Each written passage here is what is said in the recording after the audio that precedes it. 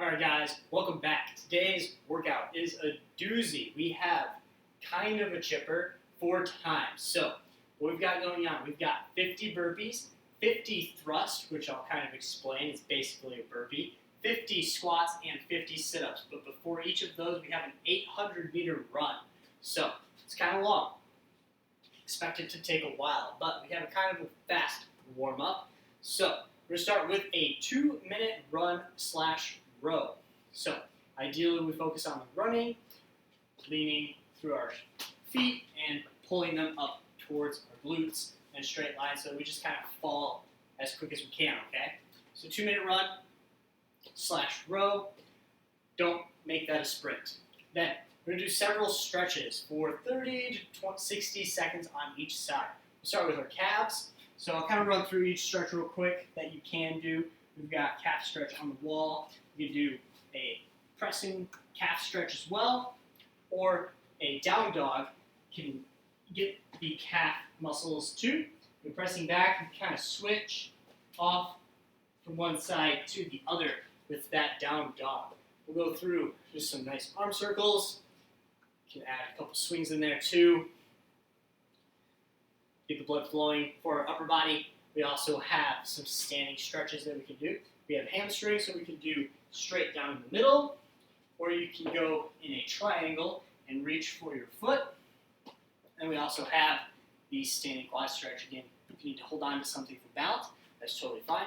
Stretching the quad, and then finally we'll do a cobra. Laying on the ground, pressing up,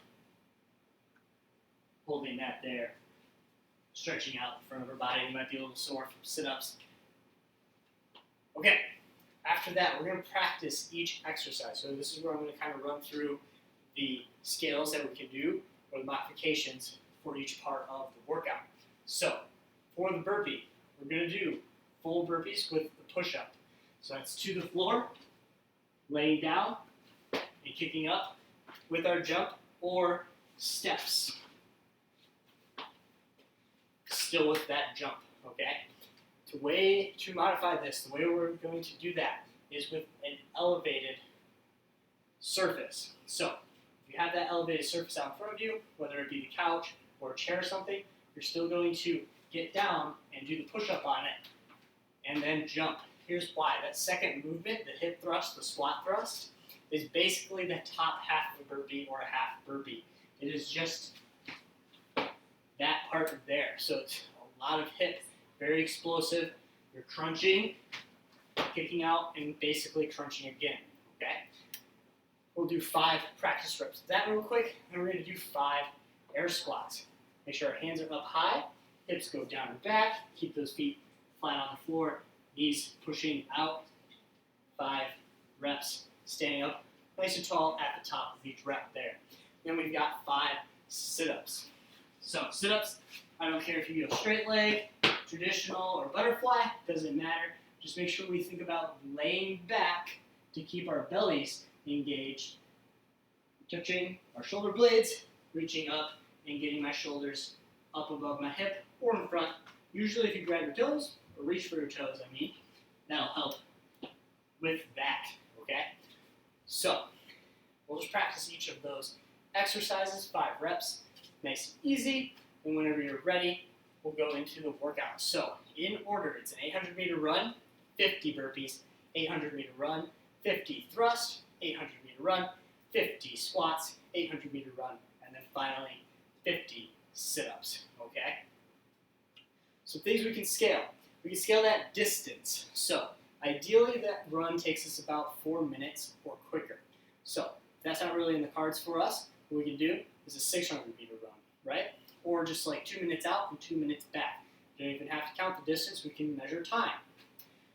For the reps, because it's 50s, and that's a pretty good chunk of volume right there as far as reps go, we can scale that back. Let's say 50 is way too many, we can do 40 or even 30 if that is very challenging. And you don't have to do 30 for each exercise. Let's say one of them, let's say squats, is just not going to happen. 50 squats is not the coolest thing for our legs right now, especially with all this running.